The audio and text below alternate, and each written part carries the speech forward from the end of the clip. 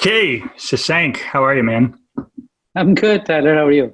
Super good. Always happy to talk to you. It's really, really interesting what you've got going on with Arcus Lending. Can you just start by telling us, a little about Arcus Lending? Sure, of course. Yeah, we started in 2008. As you know, that was probably the best time to start the mortgage company. That everybody was jumping on the ship. I said, why not? Let's do it. But yeah, we started in 2008. Long story. I won't bore you with that. But it's been about 12 years. We have now expanded into 20 different states. Wow. With offices in multiple states. And in 2017, we were named to the Inc. 500 list of the 500 fastest growing private companies in America. Nice. And, we hope to make that list again next year, actually, given where the growth is this year. But that's where we are. We are a mortgage company headquartered here in Silicon Valley. I'm doing this call from San Jose, and with multiple locations across the country. That's what we are. So obviously, you're a very brave guy, right at the height, or we didn't know it at the time, but the beginning of the housing market collapse, you were like, hey, let's do this. You've taken another leap of faith with digital humans. What attracted you to the digital human platform? So I am always kind of curious about finding out what's the latest in customer experience. One of the things that even though we are still relatively a small company, but even through the years when we were very, very small, one thing I always used to say that we are in the customer service and education business. We just happen to do mortgages. And so customer centricity has been the focus of Arcus Lending, whether I was a one-person company or two other, like close to 100 people that we are right now. And when David Licken connected the two of us, one of the things that really interested me about digital human is how it can take the focus that our organization has about customer centricity and can actually kind of exponentially grow that part of it by having the digital humans interact with our clients. And so it was an interesting concept. Of course, a lot of us are used to seeing Alexa and Siri in action, not really seeing, but hearing and listening to them in action. It was kind of taking that to a different level with digital human and saying that you can actually see them in action. And something that I kind of instantly felt, and this may sound crazy, but literally, as I was probably sold within 30 seconds of looking at it like I can see a future with something like this for what we are trying to accomplish. You nailed my next question, which was sort of the value. So I guess I would like to say, in your opinion, as a business owner and, a startup guy, an entrepreneur, why is it crucial for businesses to be a part of the next evolution of conversational AI? I think there are some technologies where you either get part of it or get left behind by years.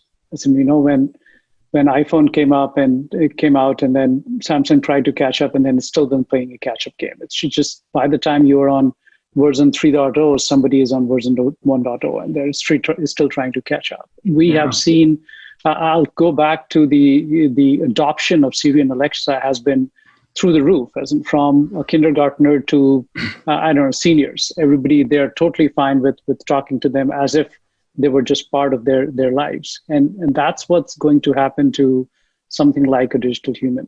And that the fact that, look, the evolution of experience on online platforms have been what we started with, something as basic as contact form on websites. We said, okay, let's do a contact form. Then we kind of evolved and we had lead forms. Hey, Philip, give me some more information about what you're trying to do. We gotten even cuter by doing dynamic lead forms. Hey, if you give me this answer, then we will give you some other answer. And then kind of that evolved into chatbots, saying, let's get this experience a little bit more back and forth between everything. And then we had Siri and Alexa, which is not on the web as a platform. Of course, I can't implement Siri on arcuslending.com if I wanted to. Mm-hmm. But someone like Rachel, which is our digital human project, takes that to a completely different level where we call it humanizing the mortgage experience. And it may sound contrary to the fact that she's a digital human and not really human, but that's what it is. When we talk to Siri and Alexa, we feel that human connection. And that's what we're trying to do with the digital human. And I think that's that business owners or entrepreneurs that who are not adopting something like this, it may sound a little out of the way right now. It may sound as if, oh, maybe people will get used to it in 2-3 years or wherever, but they're already used to it. They're already used to talking to them. And this is taking it to the next level of actually seeing someone in action, having that connection go even further. And I would strongly advise someone to take a look at it. And if they don't get sold in 30 seconds like I did, maybe they don't get it. Maybe they, and if, I don't know what their understanding of this is, but I absolutely feel, Tyler, that this is the next level of interaction between consumers and the businesses. That's awesome. You mentioned Rachel. She's your digital human at Arcus Lending.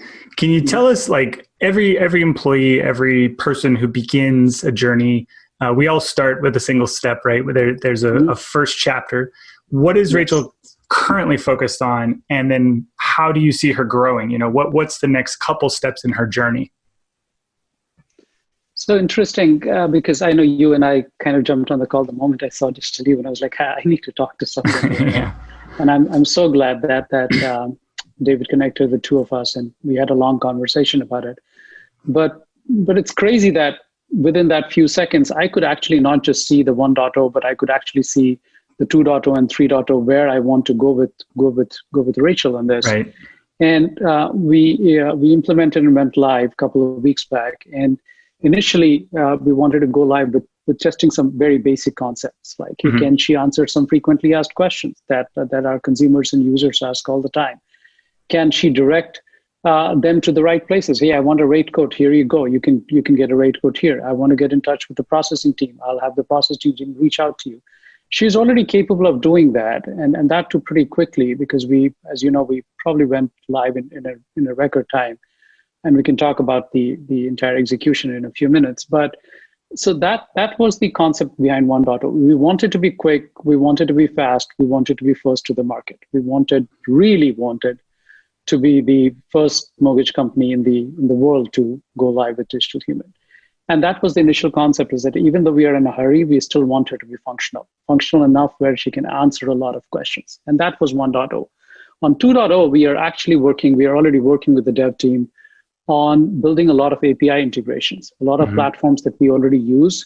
We're trying to see if Rachel can talk to those platforms and get a lot more value, both to the consumers, our clients, and also to the back end. A lot of our loan officers and processors, they are trying to find information all the time. Hey, what is the guideline if this person has only been employed for a year? Can we give them a loan or not? Even employee questions like, hey, what's our 401k policy look like? Hey, do you cover insurance?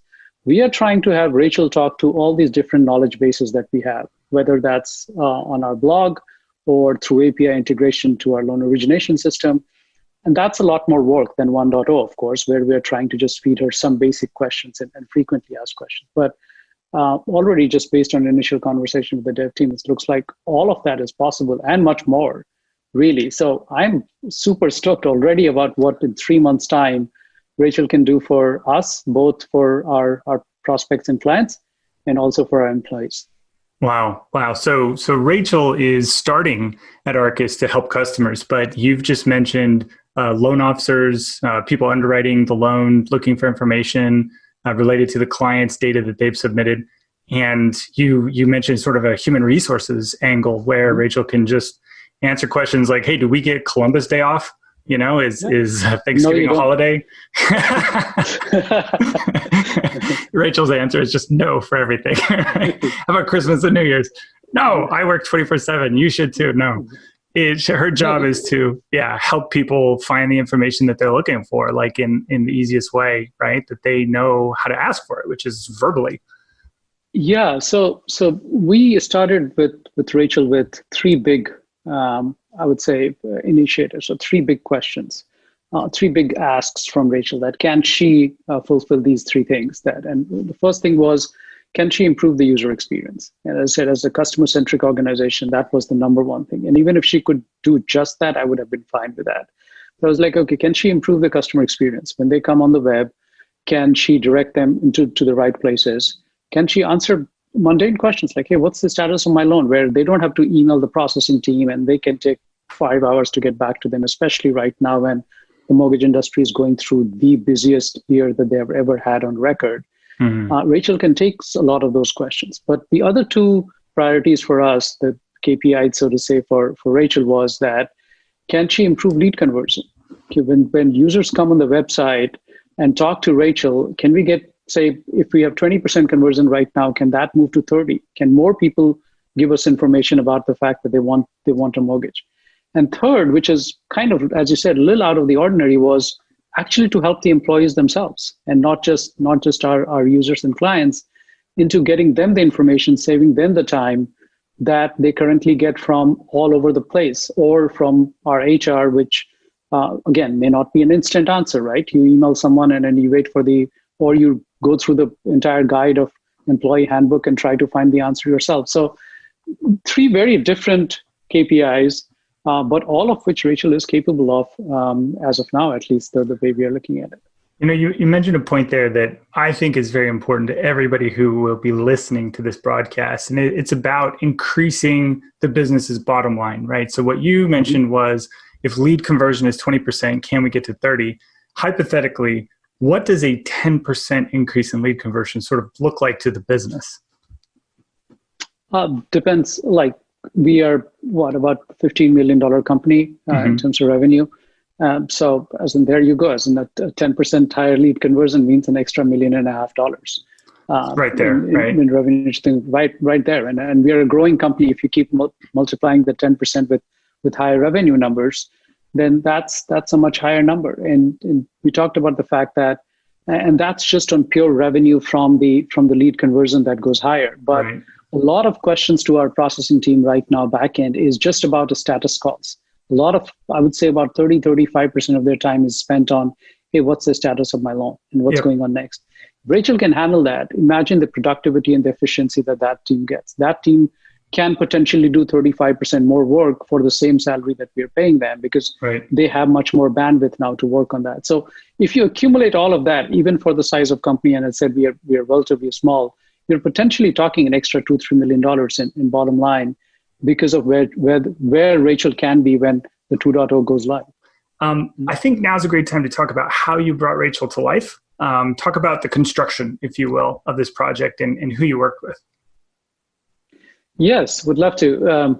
And talking about costs, and of course, I don't want to get into exact dollars here, but one of my biggest concern when I picked up the phone and called you, Tyler, was that this is going to be so obscenely expensive, that even though I'm in love with it, this will be beyond our budget. And I was pleasantly surprised the fact that this came at a cost where really any company can implement it. I know that we are slightly bigger than a startup, which probably started 6 months back, but we are still very, very small company. And even if you started literally a couple of months back as a company, this is something you can afford. And of course, I'll encourage you to go to digitalhumans.com and find out the specifics. But if you're just listening to this and wondering how much it costs, it's really something that pretty much every business can afford, is all I can say. But let's deconstruct how we went from having that conversation that Tyler and I had to really going live. And this took all of probably 6 weeks, if I remember, from that conversation to Tyler mentioning, hey, our creator platform is going live in about a week and a half, I think, from that point of time, which is where I would start my clock, because until then it was just a concept and we were talking. But the day that went live, we bought a plan. And from there on, I think the biggest thing about the creator platform is that it does the biggest heavy lifting, which is creating a digital human for you. Because after that, you're just the brains that you're creating. Because most of it, it's templated. You get different looks. You get to play with it. You can have English and US accent or UK or whatever. So you get all those different audio options. So all of that is inbuilt, which was crazy, because really in about 5 to 7 minutes, your digital human is live. It may not have all the brains that you want it to be, but in terms of you can actually start interacting with it. And I'm not a tech guy. I don't have engineering background, but it's so crazy is that after we picked the persona that we wanted to, Tyler Pierce and I went on a call, and in about 45 minutes, I was able to program Rachel, which is beyond crazy to think. My engineer friends kind of, I throw shade at them. Look, I can get this live. I can let her do whatever I want her to do. And then if you can actually believe it, later that evening, my 7-year-old was trying to create questions on Google Dialogflow and trying to say, Dad, what if I ask her that? And we would go to Dialogflow and create that question and get the answer. So that was beyond crazy, because that was another thing is me not having a tech background. I would think that this would take a lot of my bandwidth, or I'll have to work with a very expensive dev team to get it live or get it working. But even complicated stuff like what sounded complicated, like SSML and Google Dialogflow and everything, once they guide you through it, a lot of the setup, you can do it yourself. And that's the part about it, is that you can take the creator platform and have a basic version of a digital human go live in probably 24 hours. There's really not much work that you have to do at that point of time.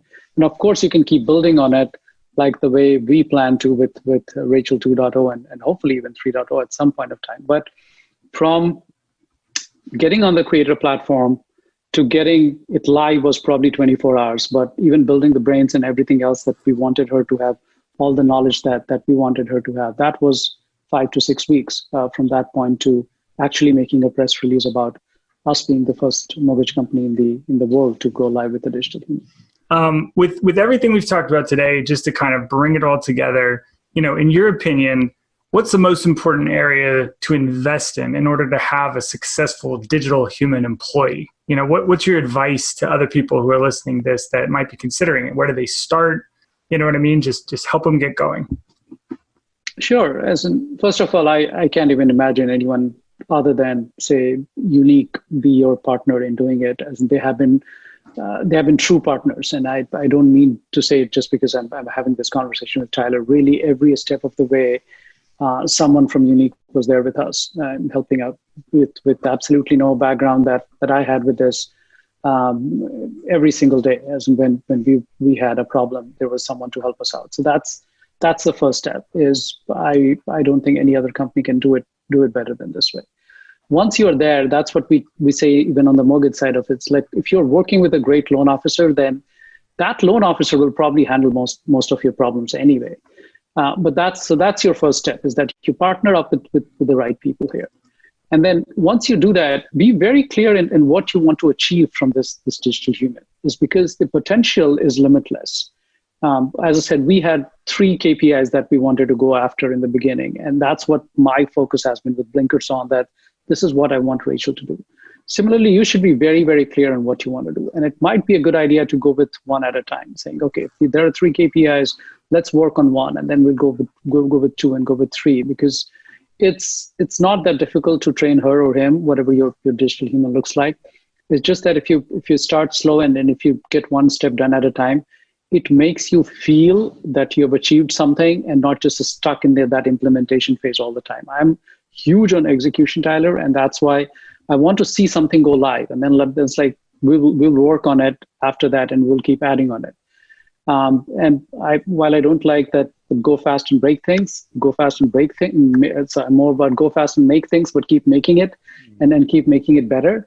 But I think that's the approach that we should be taking, is that we work with the right partner, you work on one thing at a time, and then move on to the next thing and perfect it. But really, if you do it right, your first version could be live in 2 to 3 weeks, and then you work on the more difficult task and the more difficult task. By the time, as I see it, this should help us save hundreds and hundreds of hours, and hopefully make millions more as the time goes by, as Rachel gets better at what she's doing.